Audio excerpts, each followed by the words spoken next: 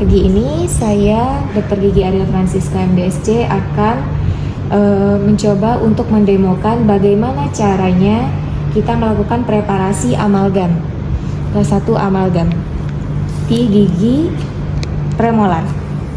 Oke, yang kita harus persiapkan yang pertama adalah mikromotor dengan kontraangle, kemudian juga bur, mulai dari bur bundar, bur inverted, bur silindris ataupun bur visur. Kemudian ada spear push atau push ya. Kemudian ada alat dasar kaca mulut, sonde, pinset, ekskavator. Kemudian ada cotton pellet, ada cotton roll. Kemudian air untuk membilas.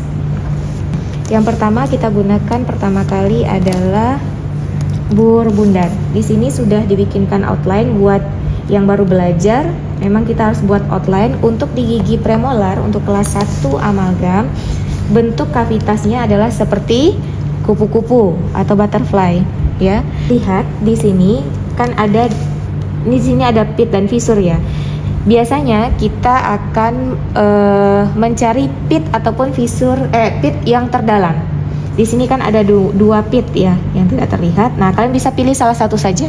Jadi tidak usah bikin dua mata seperti ini nanti. Dari satu saja, nanti itu yang kita perluas. Nah, sebenarnya kita idealnya untuk preparasi ini seperti pada pasien itu menggunakan pantum. Tapi karena kita sekarang pantum di sini tidak ada, jadi kita ini rahang atas ya, seharusnya posisinya seperti ini ya. Jadi adik-adik pakai kaca mulut seperti ini, kemudian yang satu di tangan kiri, kemudian satu lagi seperti ini, gitu. Dengan memegang seperti ini, gitu. Ya. Kemudian karena kita tidak menggunakan pantum, jadi posisikan seperti ini, ya, dengan bagian gigi anterior menghadap adik-adik. Karena tidak mungkin kita mempreparasi dari arah leher pasien, tenggorokan pasien, tidak mungkin, ya. Jadi dari sini. Oke, kita mulai. Gerakan yang kita lakukan harus intermittent. Saya pegang saja dulu ya. Saya pegang saja. Bismillahirrahmanirrahim. Kita mulai, mungkin mau pit kalian mau dari sini ataupun dari sini boleh, terserah ya. Sebenarnya sama saja. Saya mulai dari pit yang di sini saja. Kemudian yang harus diingat adalah tumpuan jari. Cara memegang kontraangle itu pen grabs seperti ini. Seperti kita memegang pull band. Oke. Kemudian yang satu ini, jari manis bisa untuk sebagai tumpuan penahan seperti ini. Otomatis kalian akan seperti ini. Jarinya akan seperti ini. Oke. Kelihatan Zahira? Oke. Nah, kita gerakannya harus intermittent. Jangan kayak gitu enggak, ya. Harus intermittent. Nah, kalau misalnya pandangan adik-adik sudah mulai terhalang oleh debris, ya, debris hasil sisa pengeboran, itu boleh kita bersihkan dulu menggunakan push ya. Nah, di bawah ya adik-adik ya. Nah, jangan di atas. Oke.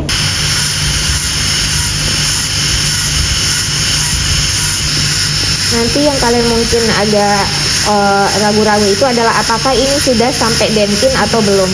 Nah, kalau misalnya adik-adik ini kan diameter bur kalian ini kurang lebih sekitar 2 mili nih.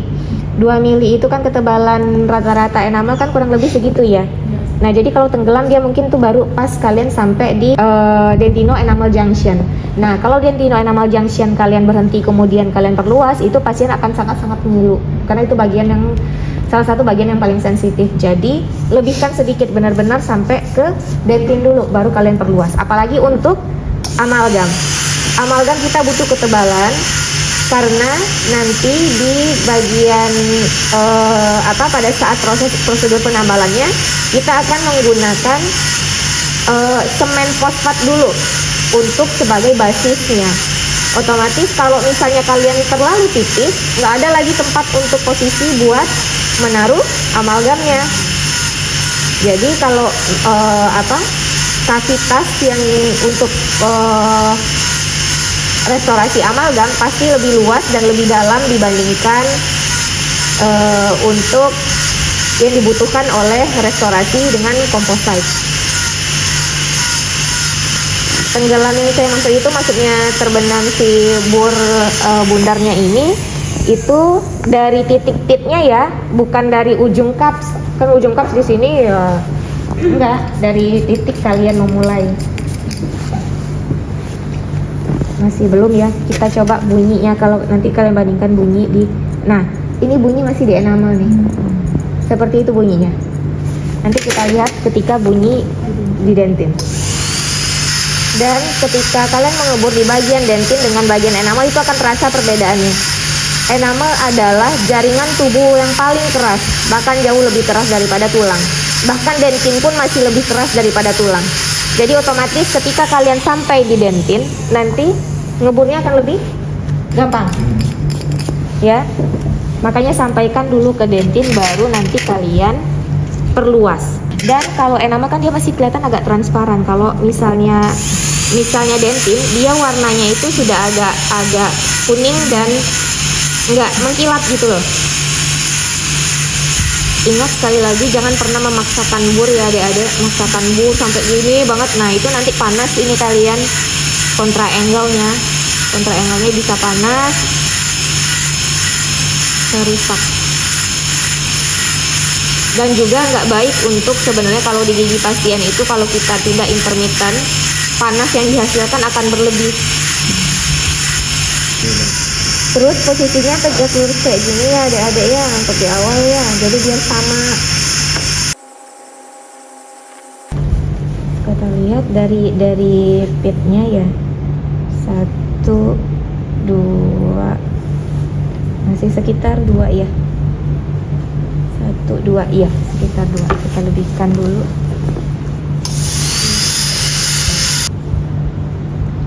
1, 2, 3, udah sekitar 3 ya. Nah udah sekitar 3 cukup aja untuk kalian dulu ya, karena nanti kita pakai juga inverted ini juga dia alas itu dia akan ambil juga. Nah kalau di buku panduan kalian di prosedurnya pakai visur ya untuk memperluas ya, nggak apa-apa, terserah pakai visur juga boleh. Kalau saya pribadi lebih cepat dan lebih suka pakai inverted, karena kita kan butuh undercut juga ya. Karena untuk kelas 1 amalgam kita juga butuh amalgam, tentunya butuh undercut. Dan kalau pakai inverted ini undercut akan langsung terbentuk juga. Terus kemudian kalau untuk alas dia akan, dan alas yang diminta untuk amalgam itu wajib rata dan halus ya kan. Nah ini juga akan membantu untuk ini. Ya, boleh pakai visur boleh ya. Kalian mau nyamannya memperluas pakai visur silahkan. Ini kan karena visur jadi dia kan juga agak mengkerucut kayak gitu. Cuman permasalahannya kan hati-hati kalau pakai yang visur kayak gini, nanti takutnya kalian malah ngebuka ke oklusal. Sementara kalau amalgam dia harusnya gimana? Divergen, konvergen sekitar 6-7 derajat lah ke arah oklusal ya kan? Ya, nah itu.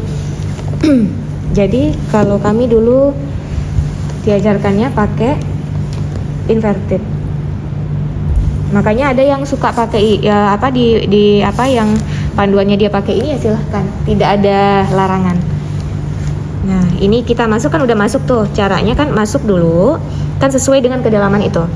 Nah caranya nanti setelah masuk ke dasar itu kalian putar terus sampai dorong. Nah kayak gitu, jadi keangkat jaringan itu angkat. Nah seperti ini, bismillahirrahmanirrahim. Nah masuk kan, nah kita putar, nah angkat.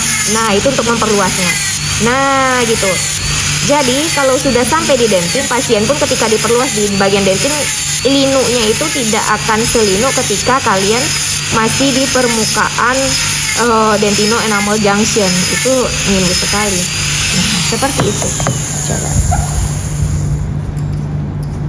Akan lebih cepat menggunakan inverted. Cuman kalau kalian takut, yang ditakutkan ketika mahasiswa belajar menggunakan inverted adalah takutnya mahasiswa perforasi, karena inverted ini tajam deh. Dia tajam. Tuh, lihat gerakan saya dorong, kemudian angkat, dorong angkat gitu. Nah, itu pun akan membentuk undercut.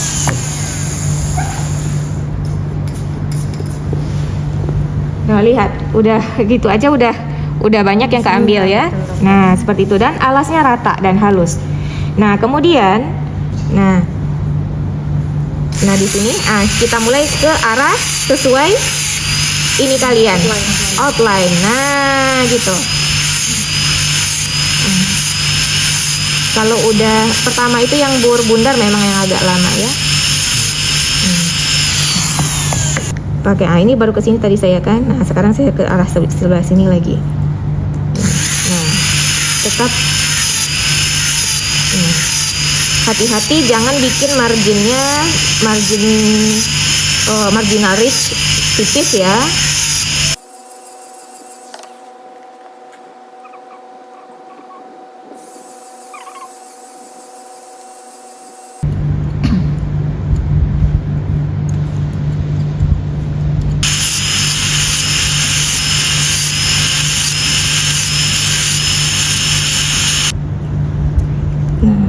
Kemudian mungkin kita boleh coba dengan bur saya untuk halusin biasanya pakai bur ini untuk menghaluskan dinding pakai bur silindris. Jadi saya nggak pakai pakai visur sama sekali. Untuk dinding, nah kalian gini jangan nah ini, nah jadi tidak ada bagian-bagian yang membulat.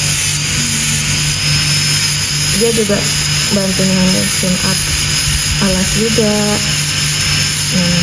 Ini juga. Untuk kalian nanti untuk kedalaman di awal pas pada saat reparasi saya rasa 2 mili saja dari pitnya ya.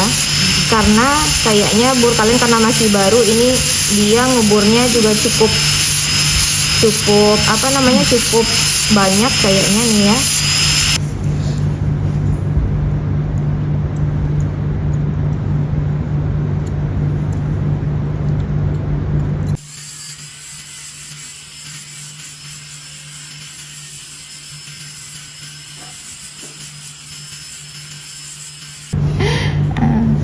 Nah, kalau amalgam biasanya kita butuh agak akses yang agak lebih besar dibanding dan biasanya agak dalam karena kita nanti akan memasukkan si basis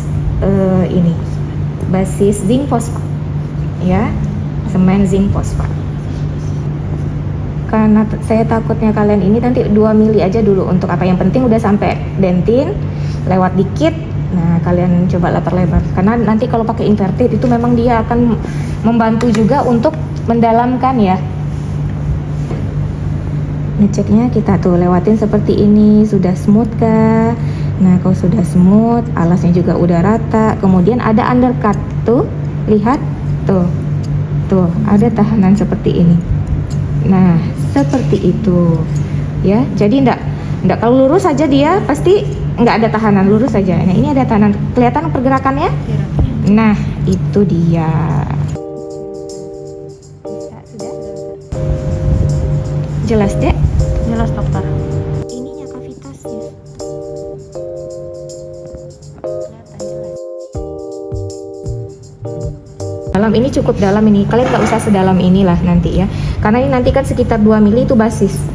Ya, 1 mili 2 mili itu basis. Jadi otomatis nanti untuk amalgamnya kita butuh ketebalan juga. Biasanya emang agak dalam kalau amalgam. Tapi nggak harus dalam ini kalau kalian karena masih belajar. Jadi itu tadi ya. Untuk kalian 2 mili aja cukup dulu untuk misalnya